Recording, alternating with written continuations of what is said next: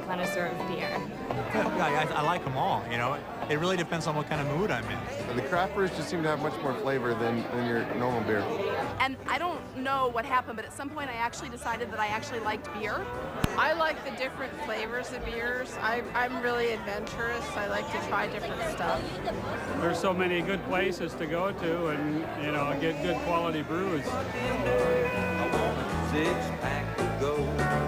A good craft beer, if it warms up a little bit, you really get a lot of good flavors, a lot of good aromas, and the taste is just good. Well, I think the definition of a craft beer is one that comes from a brewery, relatively small brewery, but a brewery where people come together in a collaborative form to look back at the traditional styles of beer, where that came from, and either do their best to reproduce that the best they can, closest to style, or to labor over recreating it, bringing something else to the table, kind of revamping the original style. And in a lot of ways, the American craft beer industry is constantly reinventing itself and looking to the past for inspiration. There's different levels of craft beer. Generally, most craft breweries are very, very small compared to the big three. And there's different levels of craft breweries. There's what's called the microbrewery, which is a very small brewery, maybe 5,000 barrels to 10,000 barrels. Then there's the middle, and then there's the higher. The largest craft breweries that you could think of would be like a Sierra Nevada and a Samuel Adams. They're extremely large. New Belgium is another example. We're in the middle there. Most breweries are in the middle or beyond. So to give you an example, there's a lot of local breweries in every city that will make beer, but they will only have enough beer for their area or maybe a few cities around them. That's typical craft beer. So it's actually a person going in there, designing their beers for what they want and making it in small batches. So it's like making small batches of wine. In the world, there's literally, thousands and thousands of different beers. So 500 in the big scope of things isn't that much, but in one place in America, that is a pretty big number. Don't be so slow. I've got time for one more round and a six-pack to go. I like to drink beer, and I've tried a lot of different beers, and these are just the beers that I prefer to drink. The variety. I mean, every time you try a different beer, it's a different taste, it's different flavors. It's a lot more fun, I think, and people are enjoying it more because it's got personality. It's not the average thing. Archaeologists, anthropologists, cultural anthropologists, they believe that beer was the reason why hunter-gatherer humans actually stopped hunting-gathering, became sedentary, and started agriculture, is because this way they could have a more stable supply of barley malt, barley, wheat, sorghum, any wild grass. What they did, they found that beer may be older than wine in terms of discovery. It was actually a drink that was a little bit simpler to make, and you weren't dependent on the time of year so much. But honey was the number one ingredient in almost all these quote-unquote drinks because it was plentiful. And Dr. McGovern has made discoveries finding out that even animals look for fermented grapes, fermented beverage. So we all, as a living species, tend to look for something that kind of quote-unquote makes us high or makes it pleasurable. Oldest piece of writing, the oldest evidence of writing that we have as far as human culture goes, is actually cuneiform tablets that are a recipe for beer.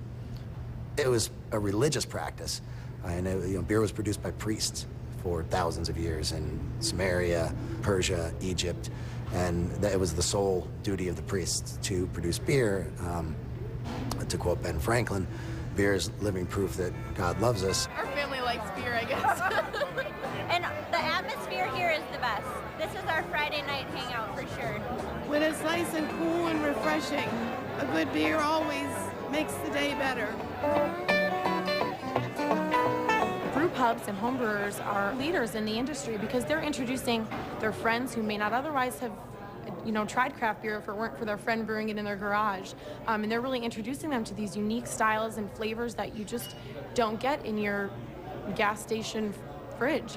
As that happens, their palates are becoming accustomed to these new styles and flavors, and they're willing to try different things when they're at their local pub. But one of the things that brew pubs had to do in the early days to set themselves apart was to offer really good quality food, really well-made, from scratch, you know, not necessarily chef prepared all the time, but definitely a higher quality, a good 100% Angus beef burger.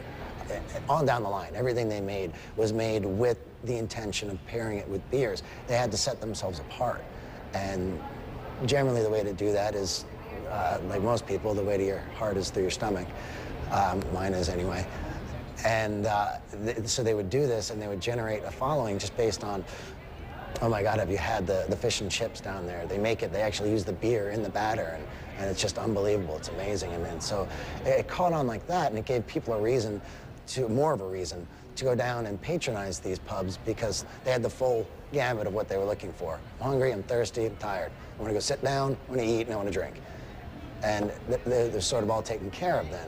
You know, we use our beer in the different hot sauces and basil curry sauces. We use the beer in our batters. We use the beer in our dough, making the pizza. The sugars, the residual sugars in the beer help the yeast to proof the dough and to proof the bread. And it gives it a little bit of malty sweetness in the dough that people just, something they can't quite get until they ask, like, why is this the best pizza I've ever had? The servers let them know, well, we use the beer in the dough. That's why you get that little sweetness in it. So it's one of the things that not only we hold dear and why we enjoy being set apart, but it also helped us economically to set ourselves apart. Suddenly it's become okay to have a beer at the dinner table. Imagine that.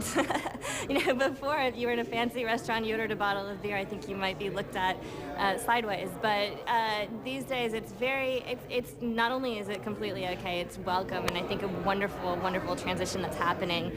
The flavors that are available of beer run the gamut. I mean, you have beers with chocolate in them, you have beers with peach in them, you have beers with raspberries in them, you have hoppy, spicy beers, you have caramelly, sort of melt over your tongue beers.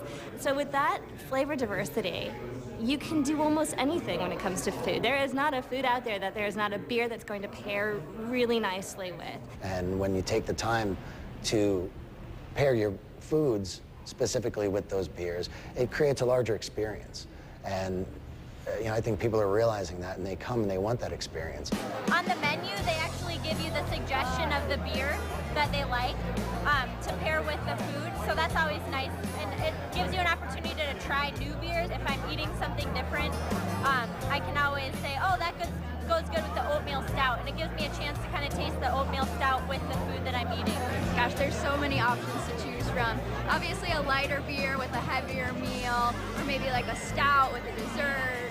It's more about the beer than the food, but you know, you come in, you get some good food, great beer, and have a good time. There's over 120 styles of beer in the world. So our emphasis is on food. In fact, we made one of our beers designed around pizza.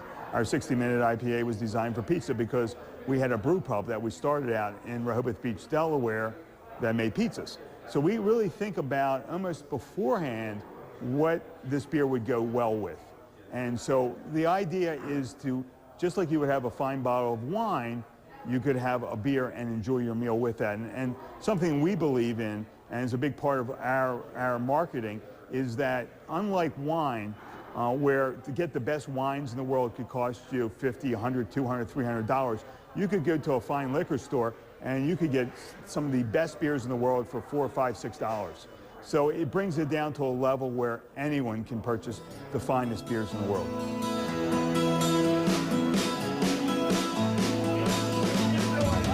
Oh, there you go. There's the heifer for me. Thank you. I like the heifer. I like this beer. This is peach. This is good. I like the peach ale. Dark with a chocolate flavor added to it. Chocolate flavor. And it probably is high alcohol content. And it's just mellow. Why does that taste like that? Well, you know, why does it have a citrusy taste? Do they put oranges in it? Well, no, we don't put oranges in it, but it's sort of one of those flavor, it's flavor profiles created by the mixture of ingredients, by the way flavors react within the beer, whether they're bitterness reacting with the malt character, reacting with smokiness from roasted malts. It's the way the flavors interact, and people, because they've never been exposed to it before, a beer such as a German Hefeweizen is known for its very big, fruity, estery flavors, large banana, clove, and people literally think we put bananas in the beer. The craft beers do bring out more flavor. The Hefeweizen, there's like banana and clove and things like that. We don't put bananas in the beer. It's a byproduct of the yeast metabolism, which is the most important originator of flavor in a beer, is whatever yeast you use. So, and you see that curiosity on people's face, and you see their willingness to understand, well, why does that happen? Why does that work? And then what will it taste good with? Well, the natural answer is pizza, which is all beer tastes good with pizza. But to understand where that is, and then what we try to do with the food is create a bridge between when we make suggestions. And pair up certain beers with certain foods, what we're trying to do is create a bridge between those flavor components. Why they work, why they compare, why they contrast, and exactly how they'll create a better experience. It's really about educating the public and that continued education through different events, whether it's a beer festival, where we get hoarse from talking about beer all day, to beer tastings, to beer dinners, where beers are paired, the craft beers, ales, and lagers are paired with different courses, to just tastings, where there might be just one small entree paired up with several different beers, to people that just really want to appreciate something that has been made with passion right in their local community. My favorite depends on the season. If it's cold, I like the stout and the porters. If it's hot, I like the Hefeweizen or the fruity beers. Well, my preference is Hefeweizen, even though that's more of a summer beer, but since we basically have summer in Phoenix all year long, it's a good beer to drink here all year long. I don't have to drink something in winter for winter. I can just drink Hefeweizen year round. In general, the craft beers are just amazing, kind of across the board. It's a good place to get a great IPA, so it's exciting to come here and get our favorite beer. Beer and food is obviously a huge trend. Well, I think gastropubs actually are the newest big thing that are coming about. People that focus on not only amazing food that'll just blow you away, but also a really fine selection of beer. And we're not talking about, high-end restaurants in New York that are now starting to feature beer. We're talking about people that build their menu around,